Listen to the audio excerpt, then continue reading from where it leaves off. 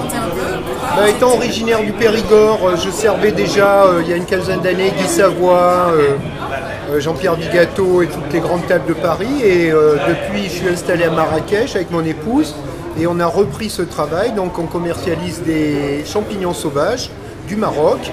Parce que le Maroc, c'est pas juste les palmiers et les dromadaires, c'est aussi des cèpes, aussi incroyable que ça puisse paraître, des girolles, des morilles et des truffes, et aussi des petits fruits rouges et plein de produits du terroir.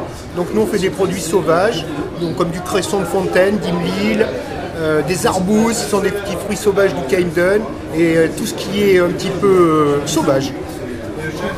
Votre clientèle, c'est une clientèle de chef ou une clientèle de Ah oui, c'est une clientèle de grands chefs, puisque nous avons comme clients le Royal Mansour, la Villa des Orangers, Relais et Châteaux, le Royal Palm avec M. Jourdain, meilleur ouvrier de France, la Mamounia, le Fouquet, bien sûr. On peut le dire puisqu'on y est. Et toutes les grandes tables de Marrakech qu'on fait.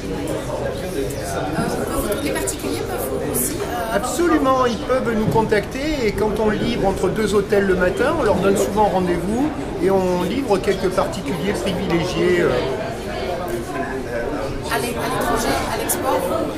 Non, pas encore. Non, pas encore. On envisage d'exporter cet automne, à partir de cet automne. Très bien. Alors pour l'instant, Puisqu'en fait, à Noël, ici au Maroc, on a eu la chance, moi en tant que Périgourdin, j'ai jamais vu ça, d'avoir des morilles fraîches du Maroc, des girolles fraîches du Maroc, des cèpes frais du Maroc, des trompettes fraîches du Maroc et même des truffes de la Mélano, dites du Périgord, mais qui se trouvent aussi maintenant dans l'oriental au Maroc. Donc à Noël, on a ça, ce qui pour un Périgourdin est absolument incroyable. c'est fabuleux, c'est un beau cadeau du pays. Voilà, c'est un beau cadeau de Noël. Voilà. Vous pouvez nous présenter la truffe qui est là Alors là, c'est une truffe d'été, donc c'est Tuber estivum en latin.